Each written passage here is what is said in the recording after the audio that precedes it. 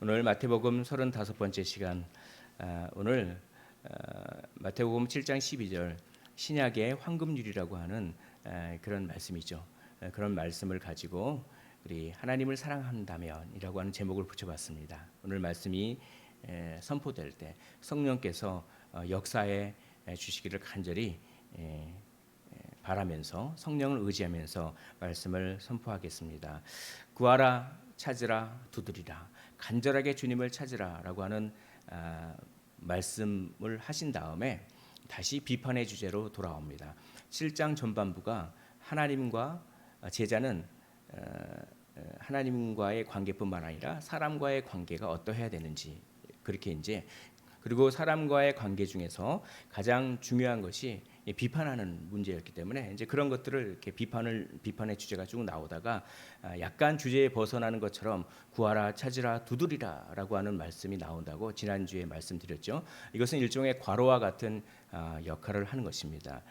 어떤 역할이냐면 비판 문제 때문에 우리에게 은혜의 공급이 필요하다, 이런 것들을 상기시키기 위해서 그 자리에 딱 위치했다, 이렇게 이제 말씀을 드렸습니다. 그래서 너희가 비판하는 그 비판으로, 너희가 헤아리는 그 헤아림으로 너희도 헤아림을 당할 것이다, 이런 것들을 아주 진지하게 받아들이면 여기에서 벗어날 사람이 없죠. 그래서 절실해지고, 그러면 누가 나를 도울 수가 있겠습니까? 나는 어떻게 은혜를 받을 수가 있겠습니까? 이렇게 마음이 간절해질 때 구하라, 찾으라, 두드리라라고 하면서 그렇게 절실하라라고 하는 그런 말씀이 이렇게 오는 것입니다. 또 이 구하라, 찾으라, 두드리라라고 하는 말씀은 또 다른 역할을 하게 되는 것이죠. 바로 권면을 잘 받아들일 수 있게 합니다. 그러니까 비판하지 말라라고 하는 이 권면을 하시잖아요.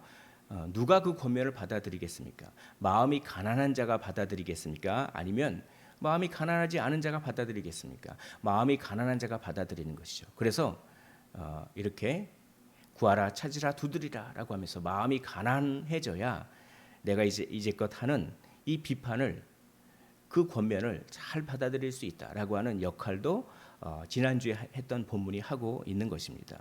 권면이 절실히 느껴질 때는 우리의 죄에도 불구하고 우리에게 해주시는 것을 기억할 때입니다. 그러니까 권면이 효과가 있으려면 권면을 하는 존재가 엄청나게 사랑을 그렇게 베풀어야 돼요. 사랑이 쌓여 있는 상황에서 권면이 효과가 있는 것입니다. 그런 의미에서 구하라, 찾으라, 두드리라라고 하는 말씀이 약간 주제에서 벗어난 것 같지만 그런 큰 어떤 역할을 하고 있다라고 하는 것입니다. 그러므로 너희는 마음을 가난하게 해서 이제부터 내가 하는 이 비판에 관한 최종적인 결론과도 같은 이 말씀을 잘 받아들여라라고 하는 주님의 마음이 느껴지는 것입니다. 이제 다시 비판의 주제로 돌아오셔서 이제 비판에 관한 전체 진술을 요약하는 그런 구절, 한 구절을, 오늘 읽은 구절을 말씀하시는 것이죠. 이것은 일종의 핵심입니다. 핵심. 비판에 대한 모든 문제에 대한 핵심. 아니, 비판뿐만 아니라 모든 성경을 이룰 수 있는 핵심이 여기 담겨 있습니다. 자, 우리 화면을 보면서 한번 함께 읽어보도록 하겠습니다. 시작. 그러므로 무엇이든지 남에게 대접을 받고자 하는 대로 너희도 남을 대접하라. 이것이 율법이요 선지자니라 라고 말씀합니다. 이것이 핵심입니다. 이 비판 문제에 대한 핵심일 뿐만 아니라 성경 전체에 대한 핵심입니다. 그래서 이거를 황금률이다, 신약의 황금률이다라고 얘기하는 것이죠. 이 황금률이라고 하는 것이 왜 붙었는가? 그게 아마 로마 황제가 이 말씀을 듣고 감명을 받은 것 같아요. 남에게 대접을 받고자 하는 대로 너희도 남을 대접하라. 뭐 이런 이 말씀을 듣고 감명을 받은 것 같은데, 그 로마의 황제가 기독교인이 아니었음에도 불구하고 자기 벽에다가 이 말씀을 새겨 놓았다고 합니다. 그런데 이제 금으로 새겨 놨대요. 금으로. 어떤 식으로 새겨 놨는지 모르겠지만 아무튼 금으로 이걸 이렇게 새겨 놨다고 해서 아마 황금률이 거기서 유래하지 않았을까 이런 얘기들을 하고 있습니다. 그만큼 이 말씀이 아주 능력의 말씀인 것이죠. 근데 이 말씀은 크게 두 부분으로 구분되어 있습니다. 첫 번째 부분이 무엇이든지 남에게 대접을 받고자 하는 대로 너희도 남을 대접하라라고 하는 대접하라라고 하는 명령. 두 번째, 이것이 율법이여 선지자니라라고 하면서 남을 대접하라라고 하는 이 명령이 어떤 의미를 가지고 있는지 조금 더 깊게 이것에 대한 의미를 나타내고 있는 것이 두 번째 부분, 이것이 율법이요 선지자니라라고 하는 부분입니다. 자, 먼저 첫 번째 부분을 살펴보도록 하겠습니다. 대접을 받고자 하는 대로라고 하는 것이죠. 자, 그러므로 무엇이든지 남에게 대접을 받고자 하는 대로 너희도 남을 대접하라라고 하는 데는 크게 두 가지 정도의 원리가 있습니다. 첫 번째, 자신으로부터 시작하라는 것입니다. 타인이 아니라 쟤는 저 사람은 이 아니라 자신으로부터 먼저 시작하라는 것이죠. 어떤 분이 이렇게 설교했습니다. 먼저 목록을 작성해 보라고 합니다. 좋고 싫음의 목록. 이런 걸 남이 나한테 이런 걸 하면 내가 싫어. 그걸 쫙 목록을 작성하는 거예요. 그리고 남이 나에게 이렇게 해주면 그게 너무 좋아. 그걸 목록을 쫙 작성하라는 것입니다. 목록을 다 작성한 다음에 이렇게 생각하라는 것이죠. 저 사람도 나와 똑같다라고 하는 것입니다. 타인이 아니라 자신으로부터 시작하라라고 하는 것이 하나의 원리이죠.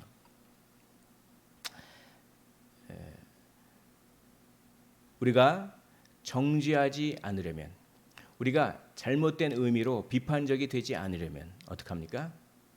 저 사람은 이라고 하기보다 먼저 나와 똑같다라고 말해야 한다라고 하는 것을 오늘 본문에서 말씀하고 계시는 것입니다. 모든 것이 다른 사람과의 관계 문제입니다. 정치적인 문제고 또 문제건 경제적인 문제건 사회적인 문제건 다 뭐 되게 복잡하게 문제가 얽혀 있는 것 같아도 그걸 다 따지고 보면 하나로 모아집니다. 결국 다른 사람과의 관계 문제인 것이죠. 뭐 정치적으로 막 복잡하게 꼬여 있고 경제적으로 막 복잡하게 꼬여 있지만 결국 이것 아니겠습니까? 내가 무엇을 원하는가? 다른 사람이 무엇을 원하는가의 문제인 것입니다. 관계 문제가 해결될 때 이 모든 것들이 다 해결되는 것입니다. 그 관계 문제는 어떻게 해결됩니까? 바로 자신으로부터 출발하면 됩니다. 자신으로부터 출발하여 타인에게 적용하면 문제가 해결되는 것이죠.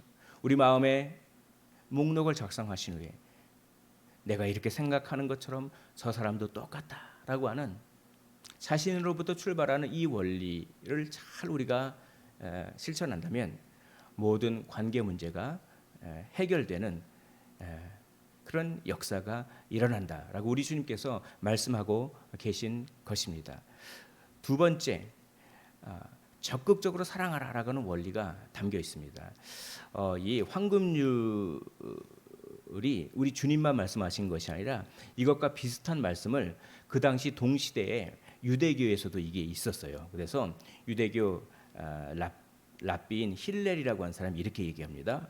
이렇게 얘기해요. 당신이 싫어하는 것을 이웃에게 행하지 말라. 그것이 온 율법이요. 그 밖에 다른 것은 설명에 불과하다라고 하면서 랍비 힐렐이 그렇게 얘기합니다. 그러니까 예수님만 이런 말씀을 하신 게 아니라 비슷한 말씀을 유대교에서도 가르치고 있어요. 그런데 아주 굉장히 큰 차이점이 있습니다. 바로 표현이 우리 주님께서는 적극적으로 사랑하라라고 하는 표현인데에 비해서 이 유대교의 이런 가르침들은 상당히 소극적이고 부정적인 표현을 하는 것입니다. 그래서 부정적 형태예요.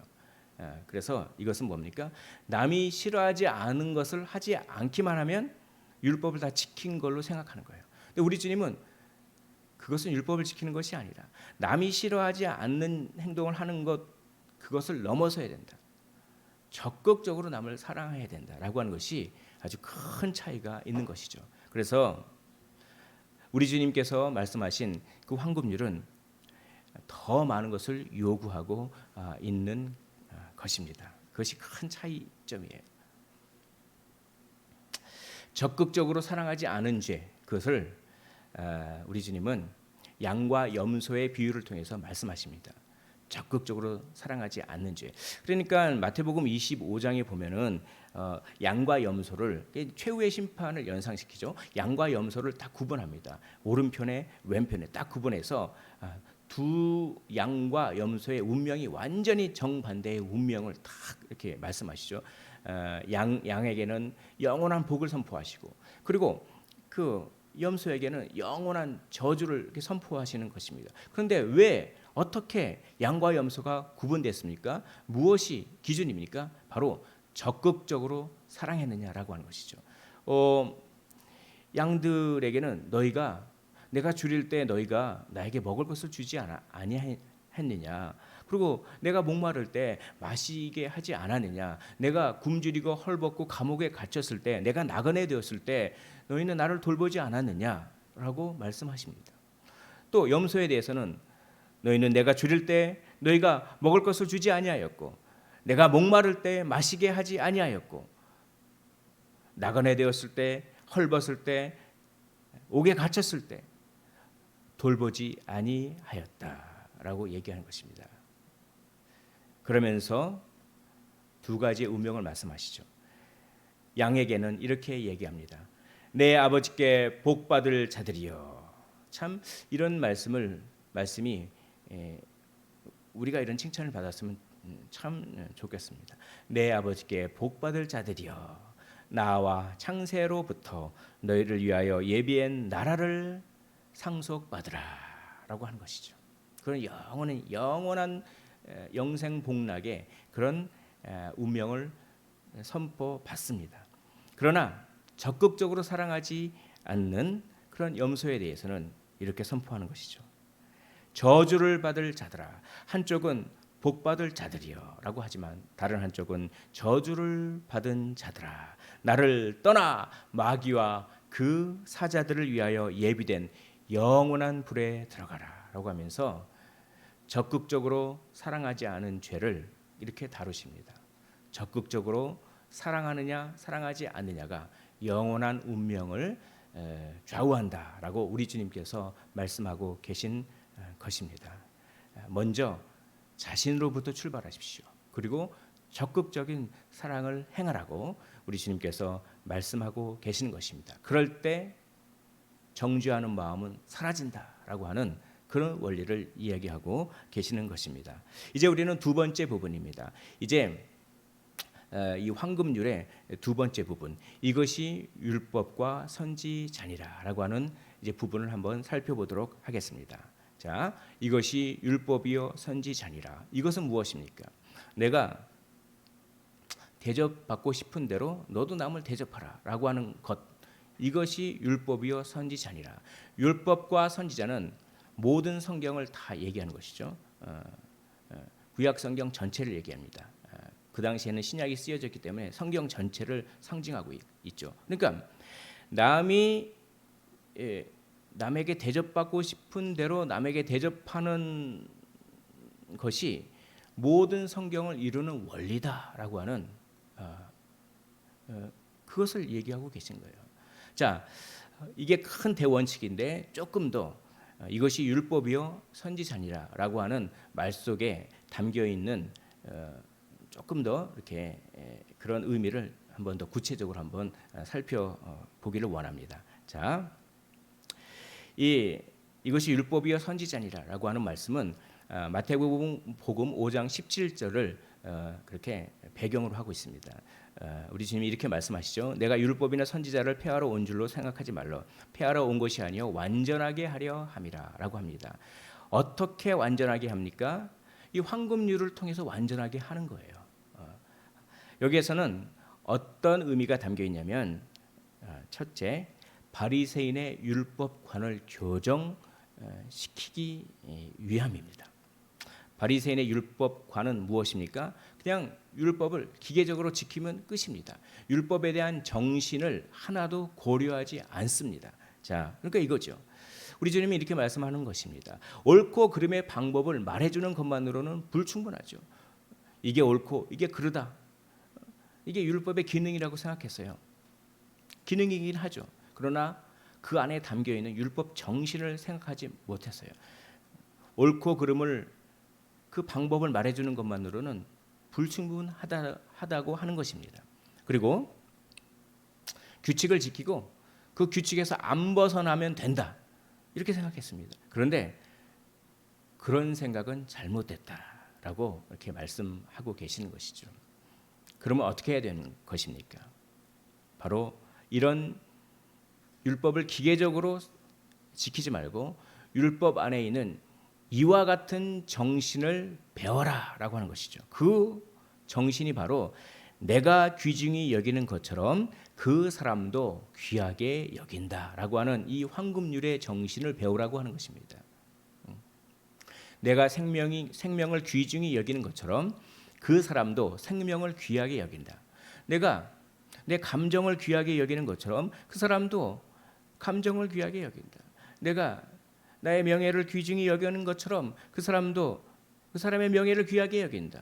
내가 어떤 물건을, 내가 어떤 것을 소중히 여기는 것처럼 그 사람도 그것을 소중히 여긴다라고 하는 정신이 율법의 정신이죠. 그 정신을 배우라고 하는 취지에서 이런 황금률을 말씀하셨습니다. 한마디로 말해서 이 사람은 나 자신과 같다. 그렇죠? 이 사람은 나 자신과 같다라고 하는 것이고 이것은 바로 이러한 정신입니다. 타인의 행복에 관심을 가지는 정신, 타인의 행복에 관심을 가지는 정신을 얘기합니다. 그런데 우리는 감동을 받지만 실천을 하지 않은 경우가 허다하지 않습니까? 말씀에 은혜 받고 말씀에 감동을 받지만 감탄은 하지만 실천하기가 너무 어렵습니다. 왜 그렇습니까? 남의 행복에 관심을 가지는 정신 얼마나 감동스럽습니까? 감동을 하지만 그러나 실천은 없습니다. 왜 분쟁이 있고 다툼이 있고 왜 불행이 있는 것입니까? 바로 자아 때문에 그래요. 자아를 너무도 잘못되게 사랑하기 때문에 그렇습니다. 우리는 자기 자신을 올바른 방법으로 사랑해야 됩니다. 자기 자신을 미워하면 안 돼요. 그러나 자기 자신을 잘못된 방법으로 사랑합니다.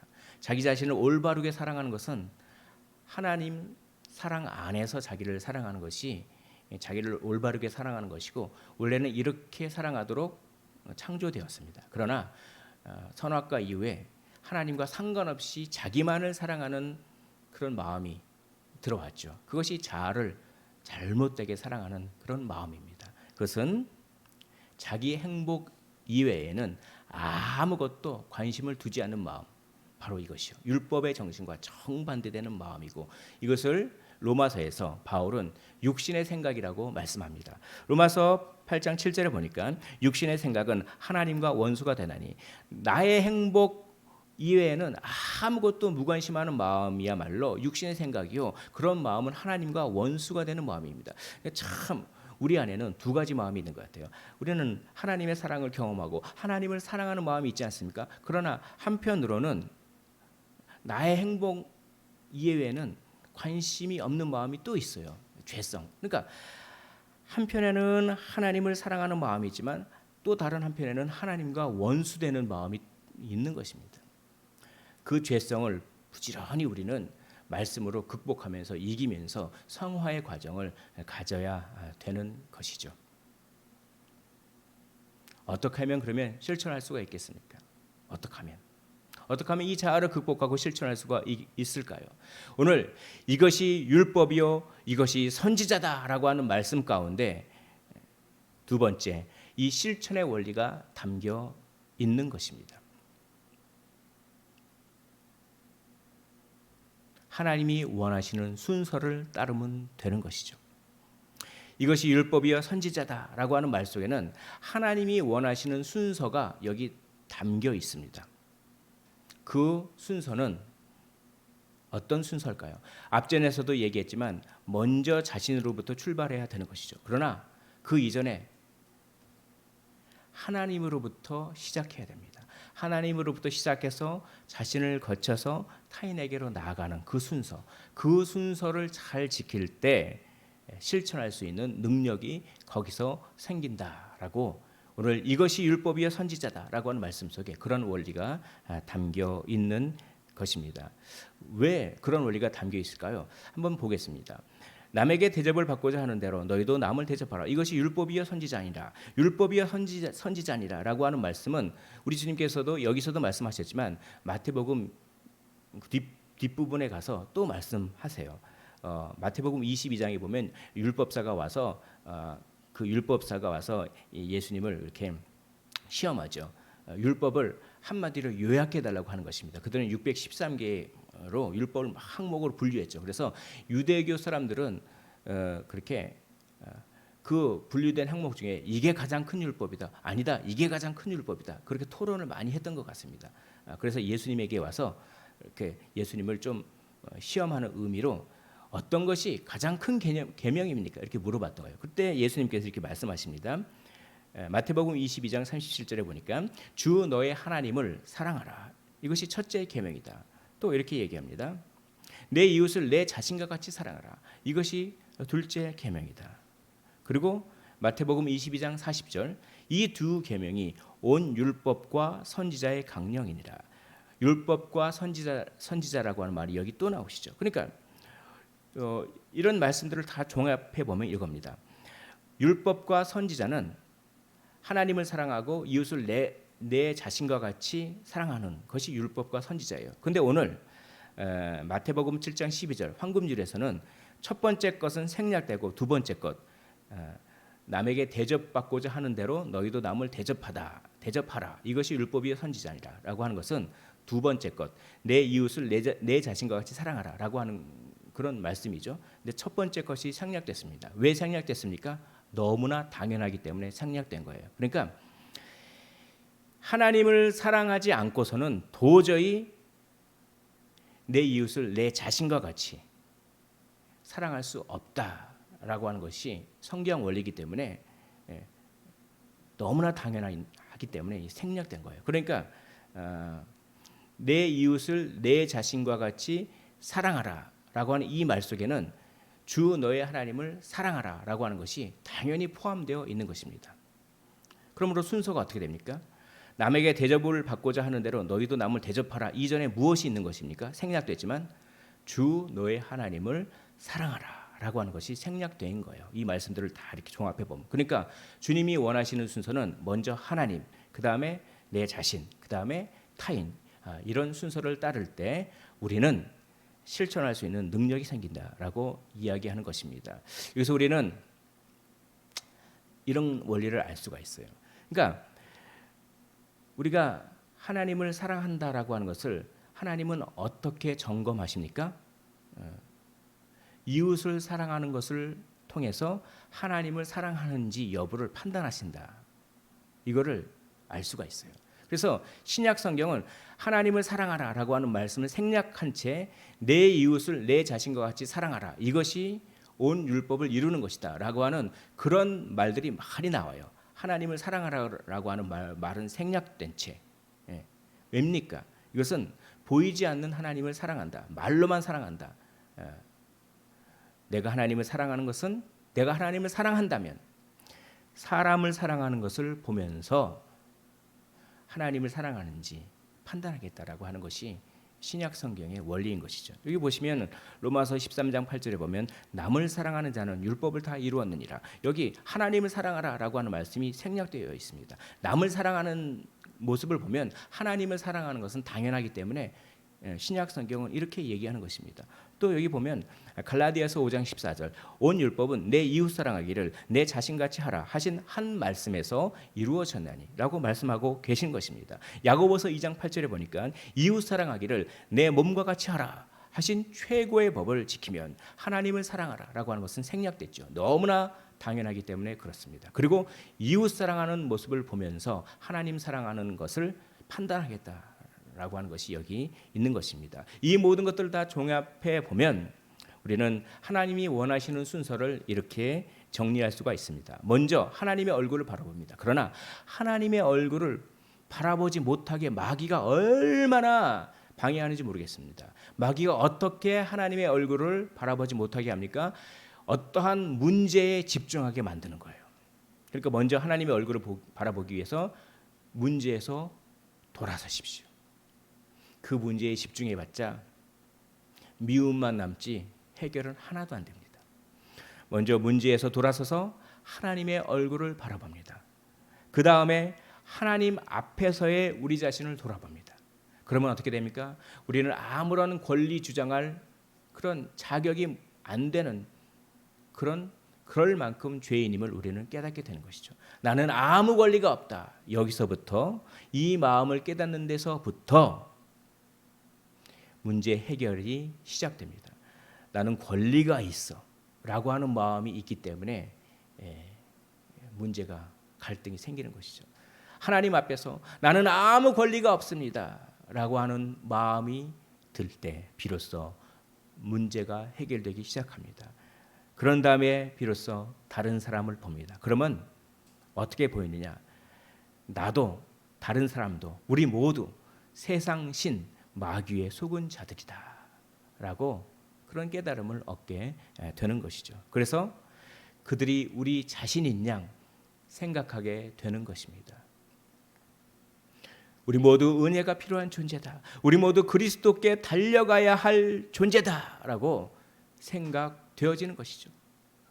이것이 우리에게 미움을 없애고 시기를 없애고 질투를 없애고 복수심을 없애고 상처를 없애는 참된 자유를 주는 것입니다. 새로운 눈을 소유하게 되는 거예요. 여러분, 눈이 바뀌어야 됩니다. 새로운 눈을 가지십시오. 제자가 됐다고 하는 것, 그리스도인이 됐다고 하는 것은 세상 사람들과는 다른 관점으로 해석하는 새로운 눈을 소유하게 됐다고 하는 것입니다. 이 새로운 눈은 어떨 때 생길까요? 오늘 굉장히 중요한 말씀입니다. 순서가 바뀌면 눈이 바뀝니다. 그리고 눈이 바뀌면 사랑을 실천합니다. 왜 사랑을 실천하지 못합니까? 눈이 바뀌지 않기 때문에 여전히 나라고 하는 눈이 있기 때문에. 왜 나라고 합니까? 순서, 하나님을 먼저 생각하지 않기 때문에 그렇죠. 그러니까 순서가 바뀌면 눈이 바뀌는 것이요, 눈이 바뀌면 사랑을 실천하게 됩니다. 한마디로 요약하면 순서가 바뀌면 사랑하게 됩니다. 순서를 바꾸십시오. 나는 사랑을 실천을 잘 못한다고 생각이 드는 그런 생각이 들 때가 많이 있지 않습니까? 저도 그렇고 순서가 바뀌지 않았기 때문에 그렇습니다. 우리는 왜 감동만 하고 실천을 못합니까? 순서가 바뀌지 않았기 때문에 그렇습니다. 순서를 바꾸지 않으니까, 그래서 눈이 바뀌지 않으니까 하나님이 눈을 빼버리세요. 이 삼손 보시면 사사기 16장 21절에 보니까 블레셋 사람들이 그를 붙잡아 그의 눈을 빼고, 삼손은 원래 나실인이어서 날 때부터 거룩하게 구별된, 우리도 나실인이죠. 우리도 창세전에 구별되고 택한 그런 그리스도인인데, 나실인의 어떤 계명을 잘 지켜야 되는데 여인에 빠졌어요. 그러니까 여자만 바라보는 거예요. 그 눈이. 사명을 바라봐야 되는데 자꾸 여인의 눈이 갑니다. 그러니까 어떻게 됩니까? 눈이 안 바뀌어요. 그러니까 나중에 블레셋을 통해서 하나님이 눈을 빼버리세요. 또 열왕기하 25장 7절에 보면은 시드기야의 두 눈을 빼고 바벨론으로 끌고 갔더라. 시드기야도 눈이 안 바뀌어요. 눈이 안 바뀌어.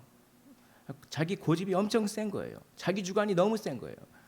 그러니까 예레미야를 통해서, 예레미야 선지자를 통해서 분명히 하나님께서 바벨론의 포로가 되는 것이 하나님의 뜻이다, 이걸 가르쳐 주셨는데 어떻게 우리가 바벨론의 포로가 될 수가 있어라고 그냥 자기 상식 거기에 그냥 집착해서 눈을 안 바꾸니까 어떻게 됩니까? 나중에 시드기야의 두 눈이 하나님께서 바벨론을 사용하셔서 두 눈을 빼버리십니다. 눈이 바뀌어야 돼요. 바울도 마찬가지입니다. 나무에 달린 자는 저주받았다고 하는데 나무에 십자가에 달려서 죽은 예수를 하나님처럼 믿는 저 나사렛 이단 다 죽여야 된다. 그 눈이 나중에 멀게 되죠. 그리고 눈이 바뀝니다. 그제서야 바울은 정말 그리스도의 사도가 되는 것이죠. 사도행전 9장 18절에 아나니아의 기도로 즉시 사울의 눈에서 비늘 같은 것이 벗어져. 얼마나 성경은 눈을 강조하는 것인지 모르겠습니다. 눈, 눈, 눈. 그래서 그렇게 예수님께서 소경에 눈을 뜨는 그런 기적을 많이 베푸셨어요. 그것은 영적인 눈을 뜨라는 것이죠. 눈이 바뀌라는 것이죠. 우리 주님께서 가장 먼저 베푸신 기적도 물이 변하여 포도주가 된다. 이것도 눈을 바꾸라, 가치관을 바꾸라는 얘기입니다. 우리 주님은 마태복음 5장 29절에서 산상수훈에서도 눈에 관한 얘기를 여러 번 하십니다. 만일 내 오른 눈이 너로 실족하게 하거든 빼어 내버리라. 눈이 바뀌기를 그렇게 원하시는 거예요. 왜냐하면 눈이 바뀌어야 사랑할 수 있기 때문에 그렇습니다. 그리고 그 눈은 순서가 바뀌지 않으면 결코 바뀌지 않는다라고 하는 것을 오늘 황금률을 통해서 우리 주님께서 말씀해 주시는 것입니다. 신적인 방법으로 바라보는 방법을 배우라는 얘기입니다. 로마서 6장 14절에 보니까 죄가 너희를 주장하지 못하리니 이는 너희가 법 아래 있지 아니하고 은혜 아래 있음이라. 우리는 원래 법 아래에 있었어요. 그러니까 하나님이 우리를 바라보는 눈이 바뀌었다는 것입니다. 예수님을 믿지 않는 사람은 하나님이 어떻게 바라보십니까? 율법의 눈으로 바라보시는 거예요. 율법을 지켰어 안 지켰어? 이 기준으로 바라보는 거예요. 예수님을 믿지 않는 사람. 그러면 살아남을 사람이 있겠습니까? 아무도 없어요. 그러나 예수님을 믿는 우리는 하나님이 눈이 바뀌셨어요. 은혜의 눈으로 바라보신다. 사랑의 눈으로 바라보신다라고 하는 것입니다. 왜입니까? 예수 그리스도께서 우리 대신 형벌을 다 감당해 주셨기 때문에 이제 우리는 법 아래 있지 않고 하나님은 우리를 율법의 눈으로 보지 않고 우리를 은혜의 눈, 사랑의 눈으로 보게 되는 것입니다. 할렐루야죠. 왜 우리 주님은 죄가 하나도 없으신 분이 죄를 다 뒤집어 쓰시고 하나님의 눈을 바꾸기 위하여 그렇게 자기 자신을 십자가에 내주셨습니까? 우리 주님이 우리를 바라보는 눈이 사랑의 눈이었기 때문에 그렇습니다. 그래서 오늘 우리 주님은 내가 너희를 바라보는 눈처럼 너희도 서로 바라보라 이 얘기를 하고 계시는 거예요. 내가 너희를 본 것 같이 너희도 그들을 보고 너희도 다른 사람들을 보고 내가 내 생명을 주기 위해 하늘에서 나를 땅으로 오게 한 그 사랑, 그 사랑에 비추어서 너희도 다른 사람들을 바라봐라. 내가 너희를 본 것 같이, 내가 너희를 은혜와 사랑의 눈으로 본 것 같이 너희도 다른 사람을 은혜와 사랑의 눈으로 바라봐라 라고 하는 것이 오늘 주님의 말씀의 핵심인 것이죠. 그러기 위하여 순서를 바꿔야 되는 것입니다. 예수님이 자신의 생명을 버리심으로 우리를 향한 하나님의 눈이 바뀌었습니다. 하나님 사랑의 눈으로 너를 어느 때나 바라보시고, 우리 이 찬양을 많이 부르지 않습니까? 저는 이 찬양을 할 때마다 우리가 법 아래에 있지 않고 은혜 아래에 있다라고 하는 이 로마서의 말씀이 자꾸 생각나면서 감격하곤 합니다. 하나님이 사랑의 눈으로 나를 어느 때나 바라보시니 나도 사랑의 눈으로 이웃을 어느 때나 바라보게 하소서. 나를 괴롭힐 때나 나에게 나를 잘해줄 때나 잘해주지 못할 때나 하나님이 사랑의 눈으로 나를 어느 때나 바라보시니 내가 죄를 질 때나 그렇지 않을 때나 어느 때나 사랑의 눈으로 하나님이 나를 바라봐 주시니 나도 사랑의 눈으로 이웃을 어느 때나 바라보게 하소서라고 하는 것이 제자의 고백이라고 오늘 본문이 우리에게 이야기하는 것입니다. 하나님을 사랑하십니까? 신명기의 말씀처럼 하나님을 마음과 뜻과 힘을 다해 사랑하십니까? 만일 하나님을 사랑한다면 눈이 바뀝니다. 어떻게 해요? 주님이 우리를 본 것 같이 타인을 보는 눈으로 바뀌게 되는 것입니다. 은혜의 눈으로, 사랑의 눈으로. 만일 우리가 하나님을 사랑한다면 보는 순서가 바뀌고 사랑을 함에 있어 머뭇거리거나 주저함이 사라집니다. 적극적으로 사랑을 하게 되는 것이죠. 그러므로 무엇이든지 남에게 대접을 받고자 하는 대로 너희도 남을 대접하라. 이것이 율법이요 선지자니라.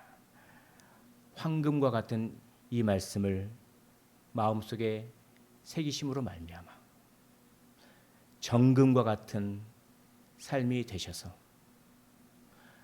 내 아버지께 복을 받을 자들이여 너희를 위하여 창세전에 예비해 놓으신 그 나라를 물려받을지어다 라고 하는 칭찬을 받으시기를 주님의 이름으로 축원을 드립니다.